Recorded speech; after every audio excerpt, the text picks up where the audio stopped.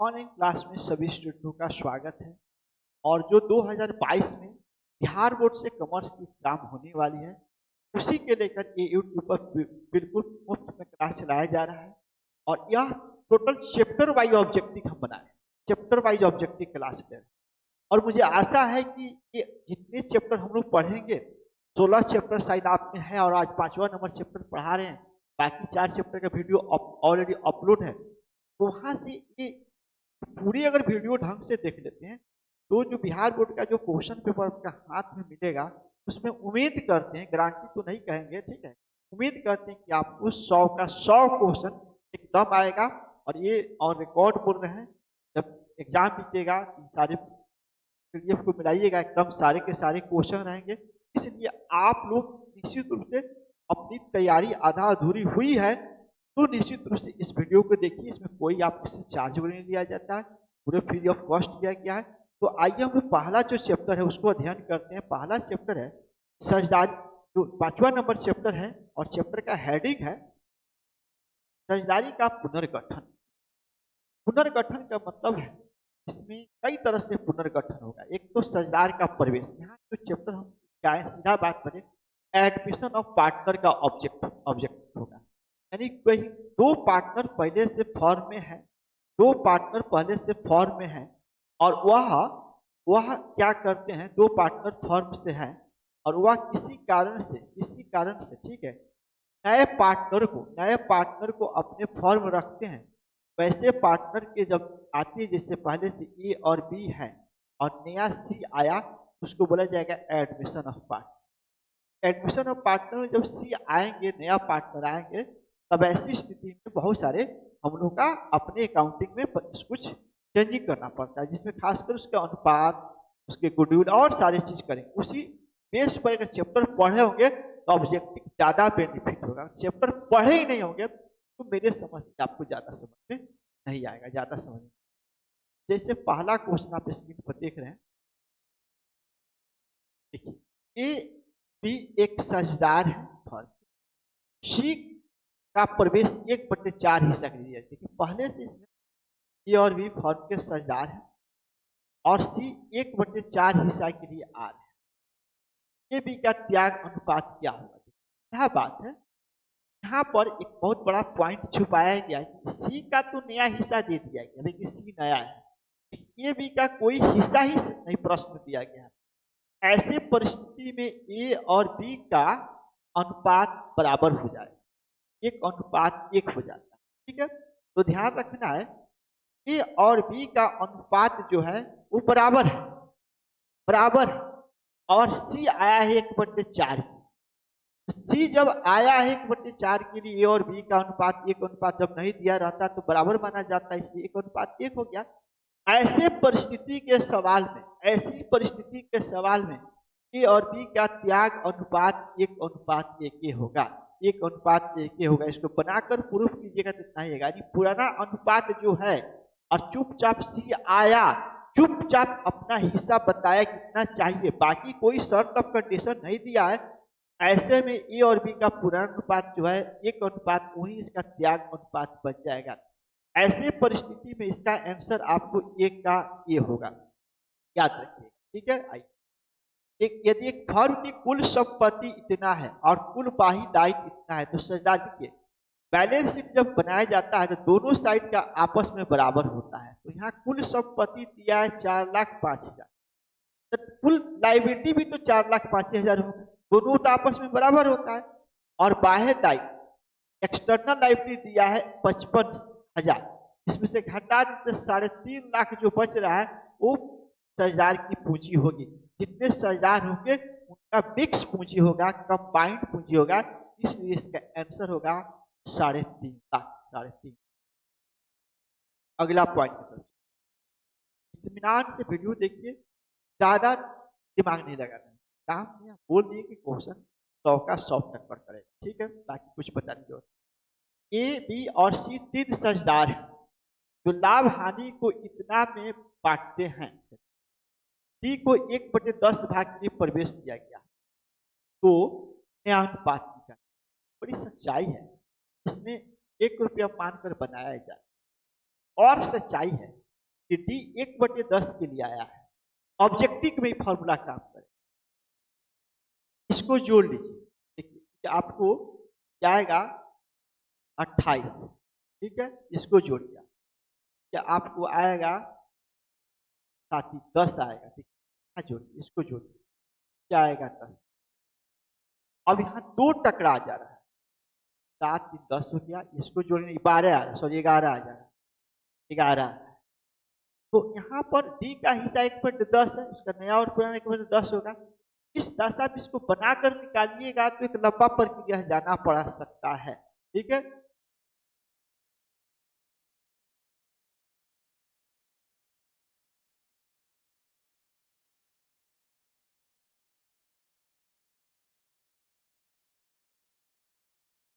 एक लंबा प्रक्रिया से इसको बनाकर निकाला जा सकता है। सटीक हम आइडिया टेक्नोलॉजी बता दिए, इसका 1/10 है, इसका नया और पुराना हर हाल में इतना ही रहेगा। लास्ट वाला डी का हिस्सा होगा, लास्ट में जोड़ लीजिए। अगर 2 टकराता तो अलग सोचा जाता है कि 28 हो गया, ये 11 हो गया, 1/10 हुआ, इसका मतलब सी इसका आंसर होगा। नया हिस्सा निकालिएगा तो निकलकर आएगा भी, निकालने में एक लंबा प्रोसेस से निकालना पड़ेगा।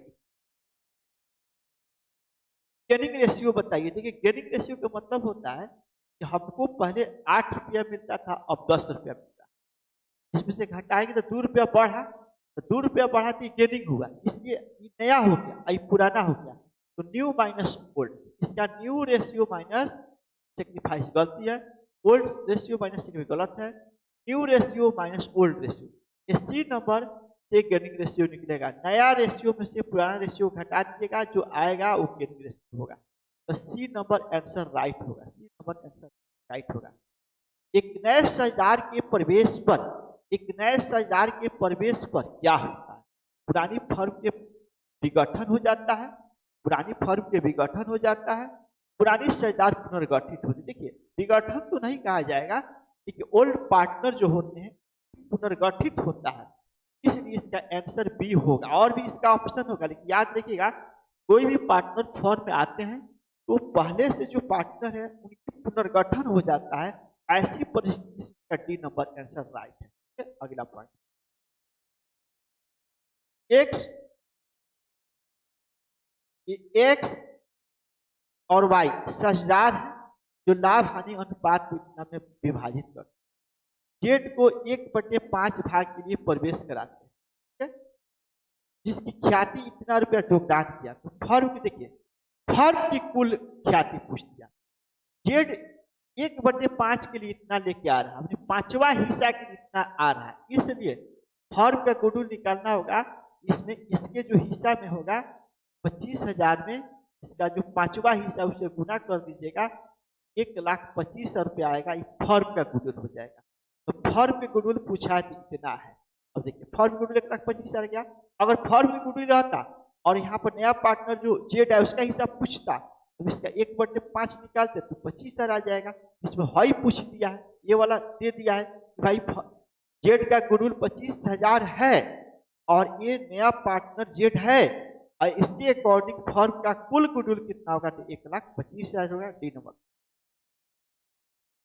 पुनर्मूल्यांकन खाता, रिवैल्यूएशन अकाउंट या लाभ हानि संशोधन खाता के शेष पुराने साझेदार के पूंजी खाते में ट्रांसफर किए। देखिए आप रिवैल्यूएशन अकाउंट बनाइए या प्रॉफिट लॉस अकाउंट बनाइए, जो उसका बैलेंस आएगा, जो उसका आंसर आएगा, उसका आंसर क्या हो सकता है? प्रॉफिट नहीं तो लॉस, प्रॉफिट नहीं तो लॉस आता है।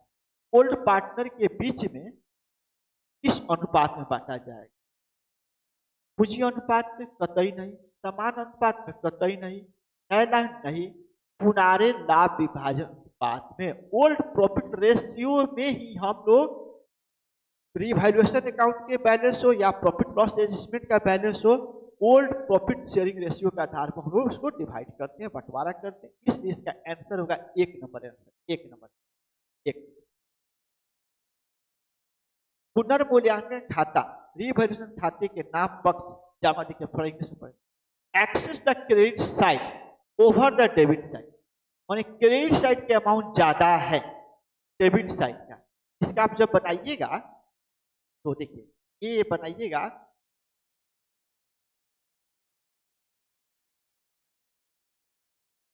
ये जब बनाइएगा आप, तो ये जैसे बनाते थे तो क्रेडिट साइड हो गया, ये डेबिट साइड। इसका अमाउंट ज्यादा है, इसका अमाउंट मान लीजिए 5 लाख है, इसका मान लीजिए 4 लाख है।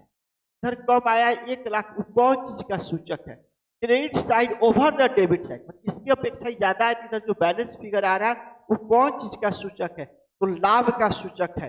जब भी क्रेडिट साइड के अमाउंट ज्यादा हो और डेबिट साइड के अमाउंट कम हो, तो डेबिट साइड जो कम आता है वो प्रॉफिट का सूचक होता है, प्रॉफिट का सूचक होता है।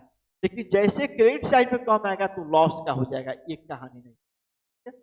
जब नए साझेदार ख्याति की रकम भी नगद लाते हैं, जब नया पार्टनर फर्म में आता है तो गुडविल की राशि और कैश लेकर आता है, ठीक है। तो फर्म के वही पे डेबिट करना, इस पर डेबिट करना।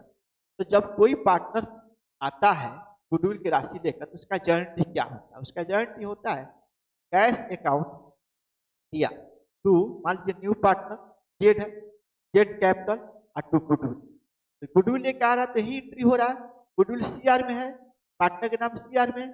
किसने पूछा है कि जब नया पार्टनर गुडविल की राशि लेकर आता है तो डीआर में क्या होता है? तो डीआर में कैश होता है, डीआर में कैश होता है। ऐसी परिस्थिति में इसका आंसर क्या होगा? कैश अकाउंट होगा। यहाँ देखिए डेबिट, डेबिट पूछ दिया है डेबिट साइड में।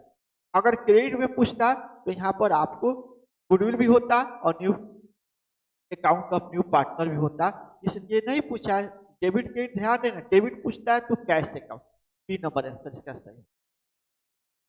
नए साझेदार के ठहराव के बाद, नए साझेदार के ठहराव के बाद तैयार किए गए चिट्ठे में संपत्ति और दायित्व में लेखा किया जाता है। नई साझेदारी ठहराव के बाद तैयार किए गए जो बैलेंस शीट होता है उसमें लायबिलिटी और एसेट का मूल्य क्या लिखा जाता है? तो मूल्य पर पुनः देखिए, मूल्य पर तो नहीं लिखा जाता है, रीवैल्यूएट फिगर पर, जो मूल्य हम लोग वैल्यूएट कर देते हैं उसके आधार पर लिखा जाता है। इसलिए याद रखिएगा, जब भी कोई पार्टनर फर्म में आता है तो पहले वाला मूल्य का चर्चा नहीं होती है, जो आज के डेट में उसका दाम है, जो रीवैल्यूएट करने के बाद दाम आ रही है उसके आधार पर करते हैं। इसलिए उसका आंसर बी होगा, इसका आंसर बी होगा। नए साझेदार द्वारा, नए साझेदार ख्याति की राशि नगद लाने को क्या कहते हैं? नए साझेदार द्वारा गुडविल की राशि नगद लाने पर क्या कहते हैं? जब नया पार्टनर फर्म में आए तो जो गुडविल की राशि लाते हैं उसको क्या कहा जाता है? तो उसको प्रीमियम कहा जाता है। जब भी कोई पार्टनर फर्म में आए और गुडविल की राशि नगद लाए तो उसका दूसरा नाम अधिमूल्य है, प्रीमियम कहा जाता है। 11 का सी। अगला क्वेश्चन, पुनर्मूल्यांकन पर रिवैल्यूएशन पर लाभ हानि को वहन करते हैं। रिवैल्यूएशन पर लाभ हानि को वहन करते हैं, रिवैल्यूएशन पर लाभ हानि को वहन करते हैं। रिवैल्यूएशन जो होता है उसमें जो भी लाभ या हानि होता है, रिवैल्यूएशन अकाउंट बनाते हैं उसमें या तो प्रॉफिट होगा नहीं तो लॉस होगा। उसको किसमें बांधते हैं? पुराने साझेदार, नए साझेदार, सभी साझेदार। देखिए इसमें पुराने साझेदार के बीच में ही बंटवारा किया जाए। और कोई पार्टनर एडमिट होता है, एडमिशन करता है, अब ऐसे परिस्थिति में अगर हम लाभ हानि को बंटवारा करना हो तो पुराने साझेदार के बीच में करेंगे। 1 नंबर आंसर का राइट होगा, 1 नंबर। ए बी इतना अनुपात में विभाजित करते थे, सी को इतना भाग के लिए प्रवेश दिया गया, ठीक है। तो यहाँ लाभ अनुपात क्या होगा? देखिए इसमें बनाकर भी निकाला जा सकता है और एक और तरीका है जिसको निकाला जा सकता है। इसको जोड़िए, कितना हो रहा है? 16 हो रहा है, ठीक है। 16 हो रहा है, इसको काटिएगा तो 1/4 आएगा। सी को 1/4 से अभी लग रहा है इससे मैच करें, तो जोड़िए, क्या आपको आ रहा है? 16। ये भी आ गया 12/4/16। तो इसको बनाना पड़ेगा, ऐसे सवालों को बनाना पड़ेगा। ए और बी का सी आया है, सी का हिस्सा देखिए, सी आया है 1/4 के लिए, क्या है 1/4 के लिए, और पहले से ए और बी इस फॉर्म में है का हिस्सा ओल्ड दिया हुआ है सवाल में 3:1, बात 1 बात 1 लिखा है। इसको ऐसे लिखा जा सकता है, मानना पड़ेगा कि माना कि फर्म का कुल लाभ इक्वल टू 1 रुपये। सी का हिस्सा हटा दीजिएगा, सी का हिस्सा जैसे इसमें हटाइएगा तो ए और बी का नया निकल जाएगा। इसमें से हटाइएगा 1/4 आएगा, ठीक है। इसलिए ए का नया हिस्सा 3/4 का हिस्सा 3/4। अब बी का निकलेगा इसी को 3/4 गुना 1/4, ये हो गया आपको 9 16, ये हो गया आपको 3 16, ठीक है। ऐसे केस में इसको क्या करेंगे 9:16 और उसका नायका 1/4, ठीक है। तो सोल्व कीजिएगा तो 16 लगा दीजिएगा, कट जाएगा 4 हो जाएगा, 16 16 से कटेगा तो 9:3:4 अगर जो होगा वही इसका नया अनुपात होगा। तो 9:3:4 ये है, इसलिए इसका आंसर आपको सी। त्याग अनुपात ज्ञात कीजिए। भाई देखिए त्याग अनुपात में होता है पुराना में से नया घटा दिया जाए, ओल्ड रेशियो से। इसका आंसर होगा बी नंबर। याद रखिए, तो बहुत सारे मैथ आप लोग प्रैक्टिकल बनाए होंगे, उस दरमियान में चैप्टर पढ़े। हम लोग तो ऑब्जेक्टिव को डील करा रहे हैं, आपकी ऑब्जेक्टिव कैसे लगा, यहाँ कंसेप्ट पढ़ाना उचित नहीं रहता नहीं। साल के अंत में हम लोग है इसलिए यहाँ पर कंसेप्ट। संचित लाभ संचय हस्तांतरण किया जाए, कह रहा है कि जनरल रिजर्व को प्रॉफिट कहाँ ट्रांसफर किया जाता है, वसूली खाता में, पता नहीं साझेदार के पूंजी खाता में। जी हाँ, जनरल रिजर्व या प्रॉफिट लॉस बैलेंस शीट में है, उसको साझेदार के पूंजी खाते में ट्रांसफर किया जाता है, ठीक है। 16 नए साझेदार के प्रवेश पर क्या बढ़ जाता है, नए साझेदार के प्रवेश पर क्या बढ़ जाता है, चालू दायित्व, अस्थायी संपत्ति, लाभ अनुपात में से कोई। नए साझेदार के प्रवेश पर क्या बढ़ जाता है, नए साझेदार के प्रवेश पर क्या बढ़ जाता है, सवाल बहुत अच्छा। नए साझेदार में क्या बढ़ जाता है, चालू दायित्व नहीं बढ़ता, अस्थायी संपत्ति बढ़ता, लाभ अनुपात नहीं बढ़ता, कोई नहीं बढ़ता, इनमें से कोई नहीं होगा।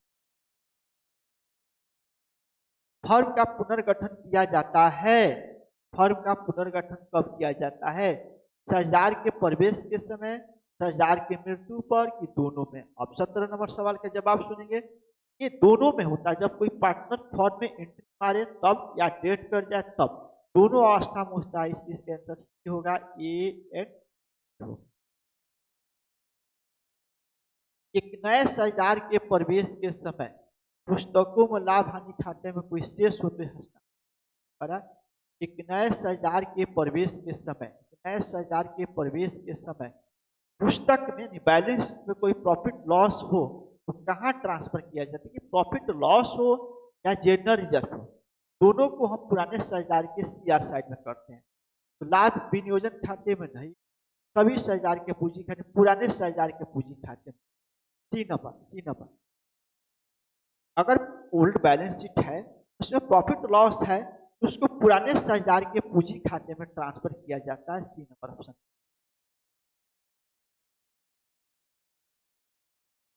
पाने वाले साझेदार का लाभ, पाने वाले साझेदार का लाभ हानि का साझाकरण अनुपात क्या होगा, कह रहा है profit loss ratio receiving partner. पाने वाले साझेदार का लाभ हानि साझाकरण अनुपात बढ़ता है, घटता है कि बराबर रहता है। 19 नंबर पर जब हम कोई ऐसा करते हैं तो यहाँ पर दोनों हो सकता है, बढ़ भी सकता है और घट भी सकता है, इसलिए इसमें ए और बी दोनों हो सकता है, ए और सी। देखिए बढ़ता भी है और बराबर भी रहता है, घटता नहीं है। 3 नंबर ऑप्शन गलत हो, ठीक है। 19 का ठीक है। नया साझेदार आता है तो या उसका हिस्सा बढ़ने का चांस होगा, नहीं तो बराबर रह जाए, घटता कभी नहीं। नया साझेदार आएगा तो घटेगा नहीं, उसके बढ़ सकता है या बराबर रह सकता है, इसलिए 3 नंबर आंसर सही है। 20 अभी देखिए कह रहा इतना भाग कितना लिया, इसका अनुपात है 5, इसका अनुपात है 5, इसका x का 5 में से माइनस 5 में से माइनस हई घटा 20। इसी तरह 2/5 में से इसको घटा दीजिए 1/20, और जो आएगा वो आप सजा लीजिएगा, अनुपात निकल जाएगा, ठीक है। अनुपात इसको जो आएगा ये लिख लीजिए, इसको जो आएगा ये लिख लीजिए, ए बी और सी, ठीक है। तो पहले ही से मालूम है 1/5, यहाँ बैठा लीजिएगा, इसका हिस्सा यहाँ, इसका हिस्सा यहाँ, कटा दीजिएगा, जो आएगा आंसर हो जाएगा कटा लीजिएगा। 20 नंबर का आंसर हम आपको बताते हैं, 1 नंबर कट के आएगा। नए साझेदार द्वारा ख्याति की राशि लाई जाती है। नए साझेदार द्वारा ख्याति की राशि दी जाती है पूंजी के भुगतान के लिए नहीं जी, लाभ के हिसाब पाने के लिए। नया साझेदार जब गुडविल की राशि पे करता है तो उसका उद्देश्य क्या होता है? लाभ के हिसाब पाने के लिए, लाभ के हिसाब पाने के लिए, ठीक है। नए साझेदार द्वारा ख्याति की राशि नगद लाने पर पुराने साझेदार द्वारा बांटी जाती है। नए साझेदार द्वारा ख्याति की राशि नगद लाने पर पुराने साझेदार, देखिए जब कोई नया पार्टनर फॉर्म में आता है और गुडविल की राशि नगद लाता है तो उसको जो पुराने साझेदार किस अनुपात में बांटते हैं? त्याग अनुपात में बांटते हैं। याद रखिएगा, नया पार्टनर का गुडविल जो पहले से पार्टनर है उस गुडविल को अगर बांटना होगा तो on base of the sacrifice ratio त्याग अनुपात को बांटा जाएगा, इसलिए इसका 1 नंबर। निम्नलिखित में से कौन सी संपत्ति एक साझेदार के प्रवेश समय पर अनिवार्यता पुनः मूल्यांकित किया जाता है? कौन सी संपत्ति एक साझेदार के प्रवेश के समय पर अनिवार्यता पुनर्मूल्यांकित किया जाता है? अनिवार्य रूप से उसका मूल्यांकन किया जाए, अनिवार्य से उसका मूल्यांकन किया जाए। तो देखिए कोई भी पार्टनर अगर फॉर्म में आता है, कोई भी पार्टनर फॉर्म में आता है उस समय एक स्टॉक की मूल्यांकन करना जरूरी नहीं है, फिक्स एसेट की मूल्यांकन करना जरूरी नहीं, इन्वेस्टमेंट करना जरूरी नहीं है, लेकिन ख्याति यानी गुडविल का मूल्यांकन करना नेसेसरी है, कंपल्सरी है, इसलिए इसका आंसर डी होगा। याद रखिएगा, कोई भी पार्टनर फॉर्म में प्रवेश करता है उसके ख्याति की राशि को बांटना अनिवार्य। साझेदार के पूंजी खाते क्रेडिट किया जाता है। साझेदार के पूंजी खाते क्रेडिट किया जाता है। साझेदार के पूंजी खाते में क्या क्रेडिट किया जाता है? देखिए देखिए इंटरेस्ट ऑफ ड्रॉइंग साझेदार के खाते में डीआर साइड में, ड्रॉइंग डीआर में होता है। शेयर ऑफ लॉस मान लीजिए भी डीआर में होता है। अगर क्रेडिट साइड में पूछा है तो पूंजी पर ब्याज, इंटरेस्ट ऑन कैपिटल जो होता है ये नंबर को होता है। मूल्यांकन खाता क्या है? रिवैल्यूएशन अकाउंट क्या है? रिवैल्यूएशन अकाउंट क्या है? पर्सनल अकाउंट है कि रियल है कि नॉमिनल? रिवैल्यूएशन पुनर्मूल्यांकन खाता एक नाम मात्र खाता, याद रखिएगा पुनर्मूल्यांकन एक नाम मात्र खाता है। नॉमिनल अकाउंट है, सी नंबर ऑप्शन। नए साझेदार द्वारा ख्याति की निकाली गई नगद राशि वर्तमान साझेदार किस अनुपात में बांटी जाती है? नए साझेदार द्वारा ख्याति के लिए लाई गई नगद राशि वर्तमान साझेदार किस अनुपात में बांटे? 26 में लिख रहा है कि नए साझेदार द्वारा ख्याति की राशि अगर नगद लाई जाती है वर्तमान साझेदार किस अनुपात में बांटेंगे? तो नई साझेदार जब गुडविल लाती है तो वर्तमान साझेदार उसको प्रॉफिट शेयर रेशियो पर कभी नहीं, कैपिटल रेशियो पर कभी नहीं, जब भी बांटेंगे सैक्रिफाइस रेशियो बांटेंगे। सैक्रिफाइस त्याग अनुपात पर, इसलिए इसका आंसर त्याग अनुपात होगा, सी नंबर होगा। यदि नया साझेदार ख्याति की राशि नगद लाता है, गुडविल राशि नगद लाता है और ख्याति खाता में पहले से शेष विद्यमान हो तो ख्याति पुराने अपलिखित की जाती है। गुडविल नया लाता है और पहले से भी गुडविल है तो उस ख्याति उस गुडविल को क्या करेगा? उस गुडविल को पुरानी, देखिए 27 नंबर सवाल का जवाब देखिए, ये थोड़ा पूछा है तो कौन गुडविल? तो नायका गुडविल बताएगा तो त्याग अनुपात में बताएगा, लेकिन कुछ दिया कि शेष विद्यमान हो, पहले से पुस्तक में गुडविल विद्यमान हो तो ख्याति पुराने साझेदार को अपलिखित की जाती है। मतलब गुडविल जो विद्यमान है पहले से बैलेंस शीट में उसको रिटर्न ऑफ कर देना है। उसको किस अनुपात में बांटा जाएगा? तो पुराने लाभ अनुपात। पुरानका गुडविल पुरानका में, नायका त्याग, नया रहता तो त्याग में रखते। इसका आंसर बी नंबर। त्याग अनुपात निकाला जाता है 28 में। त्याग अनुपात निकाला जाता है। कब निकाला जाता है? मृत्यु के समय नहीं जी। साझेदार के अवकाश के नहीं जी। एक साझेदार जब प्रवेश करता है उसी वक्त पार्टनर लोग को अपना हिस्सा त्यागना पड़ता है, छोड़ना पड़ता है, इसलिए उस समय त्याग अनुपात निकालना पड़ता है।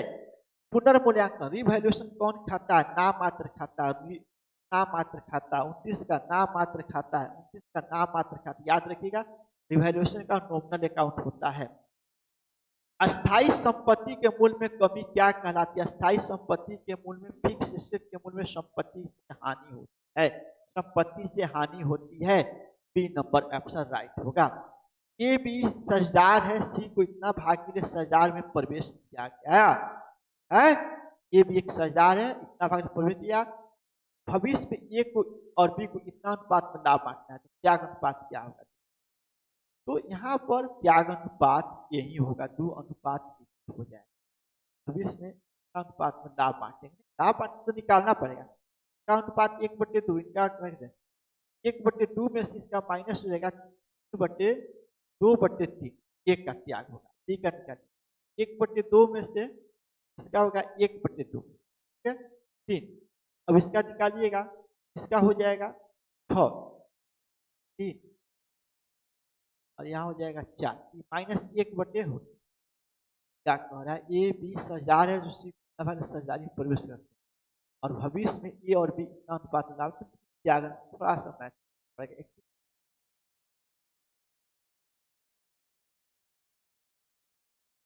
5 आपको एक बना कर निकालना पड़ेगा, थोड़ा बनाना पड़ेगा, ठीक। बनाने के सी को लाभ इतना भाग देकर फिर ए बी बराबर अनुपात में मैं नया लाभ बन गया।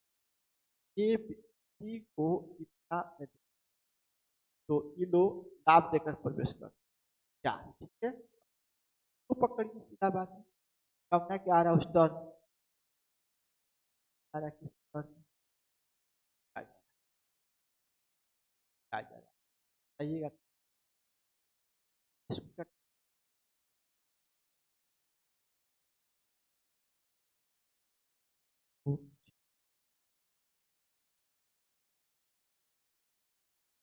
निकालना पड़ेगा। दोनों आंसर होता है 32 का, निकालना पड़ेगा। दोनों से यही, दोनों में से कोई होगा, निकालना पड़ेगा। अब निकालना पड़ेगा, भाग में शेष है, इसका शेष है, इसके हिस्सा के बराबर 2 से भाग कीजिए, 8 हो जाएगा ना। 1/2 इसका है, 1/8 त्याग दे दिया, 1/2 इसका है, 1/8 त्याग दीजिए, करिएगा तो इसका हो जाएगा 8 एक चीज है बराबर है, 5 8 5 8 का है 1 हो जाएगा 2 5 3 5 हो जाएगा। बनाना है, दूसरा कुछ नहीं है, मैथ बनाते वक्त समझाया गया था ना, उसमें ही ज्यादा काम। अमित और बौनिक फर्म के साझेदार हैं और लाभ हानि इतना बांटते हैं। चमन को नया साझेदार बनाएगा, चमन अपने इतना भाग अमित प्राप्त करेगा, इतना भाग चमन इतना भाग प्राप्त करेगा, इतना अपने हिस्सा के कर रहा है, बाकी जो बाकी हिस्सा होगा उससे प्राप्त होगा। ये भी मैथ के दरमियान कैलकुलेट करके बनाना पड़ेगा, कैलकुलेट मैथ के लिए अलग से किसी नए साझेदार के साझेदारी में शामिल किया जा सकता है तब किसी एक साझेदार को सहमति से। बहुत अच्छा क्वेश्चन, बहुत अच्छा क्वेश्चन, बहुत अच्छा क्वेश्चन, 34 का बहुत अच्छा। किसी एक साझेदार के सहमति से नहीं, पार्टनरशिप कभी भी एक साझेदार के सहमति, साझेदारों के बहुमत की सहमति से नहीं, पुराने साझेदार के सहमति से, पुराने जितने साझेदारों की आपसी एग्रीमेंट के समझौते सहमति पर हम ला सकते हैं पार्टनरशिप। 35 ये भी एक फर्म के साझेदार हैं जो लाभ हानि वित्तानुपात में बांटते हैं, किसी को नए विभाग में प्रवेश देते हैं। नया अनुपात निकालना होगा, एक तरीका है, उस भी तरीका यूज कर लीजिए। निकालिएगा तो ये हो जाएगा 6, निकालिएगा तो हो जाएगा 7 8, 8 हो गया। इसको निकालिएगा तो ये हो जाएगा 7, इसको निकालिएगा तो जाएगा 15। अब कौन इसके बराबर होगा? आई तो होगा नहीं, आई तो होगा नहीं, आई काटिएगा तो 1, इसलिए ठीक है। लास्ट में देख, लास्ट वाला मैच कर गया, निकालिएगा तो वही आएगा। पुनर्मूल्यांकन खाता डैश के समान है, रिवैल्यूएशन खाता किसके समान? 36 नंबर सवाल, प्रॉफिट लॉस एडजस्टमेंट अकाउंट के समान। दूसरा नाम प्रॉफिट लॉस एडजस्टमेंट। 39 एबीसी एक फर्म के साझेदार हैं, एबीसी फर्म के साझेदार हैं, वो डी को नया साझेदार में प्रवेश कराता है, डी नया साझेदार में प्रवेश आता है, तो क्या होगा? पुरानी फर्म की विघटन होगा कि पुरानी फर्म पुराने साझेदार का विघटन? पुरानी साझेदार पुनर्गठित होगा। 27 का होगा पुरानी साझेदारी का पुनर्गठित होगा, ऊपर भी मिला था जब भी कोई पार्टनर आता है तो फर्म का विघटन नहीं होता है, पुरानी फर्म का विघटन नहीं होता है, पुरानी साझेदारी का विघटन होता है, आपसी एग्रीमेंट का चेंजिंग हो जाएगा। 3 नंबर, जब नया साझेदार अपने हिस्से की ख्याति नगद नहीं लाता है तो क्या डेबिट करें, क्या डेबिट करें, नगद राशि नहीं लाता है तब क्या डेबिट करें। 38 नंबर सवाल, क्या डेबिट करें, क्या करें। इसका एंट्री होता है करेंट अकाउंट को डीआर में करना पड़ता है, कैपिटल करेंट अकाउंट को डीआर में करना पड़ता है, न्यू पार्टनर का। जब वो नगद लाएगा तो कैश और नहीं लाएगा तो कैपिटल करेंट। नगद लाता तो कैश डीआर करते, नहीं लाया तो कैपिटल करेंट अकाउंट। एक फर्म की ख्याति का मूल्यांकन इतना पर किया जाता है, पुस्तक में पहले से इतना विद्यमान है, का हिस्सा के लिए प्रवेश सी द्वारा कितने के सी को लाना है, तो सी को पुरानका से कोनो मतलब नहीं रहा। सी इसका लाएगा 1/4, 1/4 मैंने 12,500 लाएगा, बस 12,500 लाएगा, पुरानका से उसको मतलब जो वैल्यूएशन है उसका हिस्सा लाएगा, वैल्यूएशन का हिस्सा लाएगा। इसलिए इसका 12,500 का आंसर दिया है 50,000 का 1/4 और पढ़ा जा सकता। ख्याति का फर्म ख्याति के मूल्यांकन, देखिए नहीं गलती पढ़ पुस्तक में हई मौजूद है, सॉरी ये मौजूद है, हई नायका वैल्यूएशन है, इसका 1/4 आएगा, 25,000 होगा। याद रखिएगा जो वैल्यूएशन होता है उसी का नायका पार्टनर अपने अनुपात में हिस्सा लाएगा। तो वैल्यूएशन 1 लाख दिया है तो उसका 1/4 होगा 25,000, इसका 25,000 पट्टी के 25,000 जहां दिया सी नंबर दिया पट्टी। ए बी सी साझेदार है, इतना भाग के लिए शामिल किया जाता है, अपने भाग कितना पूंजी लाता है तो फर्म का शुद्ध मूल्य कितना। देखिए इस तरह के सवाल दे कभी भी, इससे इसका अनुपातवा के निचला भाग से क्या कर दीजिएगा 1,20,000 गुने 5 कर दीजिएगा, 6 लाख आएगा। इस बिजनेस का शुद्ध पूंजी 6 लाख, शुद्ध पूंजी 6। नए साझेदार के प्रवेश के समय समान संचय, देखिए नया साझेदार आया पहले से जनरल रिजर्व हो तो पुराने साझेदार नहीं, पुराने साझेदार के पूंजी खाता में बी नंबर में, पुनर्भरण खाता में कभी नहीं, लाभ खाते में वस्तु खाता में कभी नहीं, पुराने साझेदार के पूंजी खाता में ट्रांसफर कर दिया, इसलिए इसका बी है।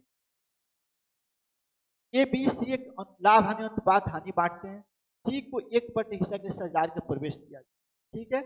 और ए बी का त्याग अनुपात क्या होगा, देखिए सीधा बात है, अगर सी आया है और सी चुपचाप आया है अपना हिस्सा के लिए कुछ नहीं देता है, हाँ ये त्याग अनुपात हो जाएगा 3 अनुपात के बातें। एक नए साझेदार के प्रवेश पर नए संपत्ति के मूल्य में कमी को डेबिट किया जाता है। देखिए कमी को डेबिट पूछा है, डेबिट कहाँ किया जाता है, संपत्ति के मूल्य में कमी होगा तो कहाँ डेबिट किया जाता है, इसके डेबिट रिवैल्यूएशन अकाउंट जो बनता है उसमें डीआर किया जाता है, डेबिट किया जाता है। एक फर्म में जेड को लाभ में 1/4 हिस्सा के लिए प्रवेश दिया जाए, जिसकी ख्याति इतना रुपया लाता है, पुराने साझेदार द्वारा दिया जाएगा त्याग अनुपात पर, त्याग अनुपात पर, पुराने लाभ अनुपात में नहीं, नया नहीं, त्याग अनुपात में। जब भी कोई नया पार्टनर गुडविल लेके आए तो आंख उसको नयका पार्टनर गुडविल पुराना त्याग अनुपात में बांटे। किसी नए साझेदार के प्रवेश पर परिसंपत्ति के मूल्य में वृद्धि को किस खाते में डेबिट किया जाएगा। कोई संपत्ति है और उसके मूल्य में वृद्धि होता है तो किसके खाते में डेबिट किया जाएगा, किसके खाते में डेबिट किया जाएगा। 45 डेबिट पूछा है, डेबिट पूछा है तो संपत्ति खाते में, और क्रेडिट पूछता ना तो इसमें आ जाता है, क्रेडिट पूछता तो इसमें और डेबिट पूछता तो 1 से 45 रहा आज हम लोग का एडमिशन ऑफ पार्टनर। एक भी क्वेश्चन इससे बाहर नहीं रहेगा, बार बार हम चीज को बोल रहे हैं, आप लोग समझने की कोशिश कीजिए, मन लगा के पढ़िए, बाकी चीज आपको खुद ब खुद समझ जाएगा। धन्यवाद।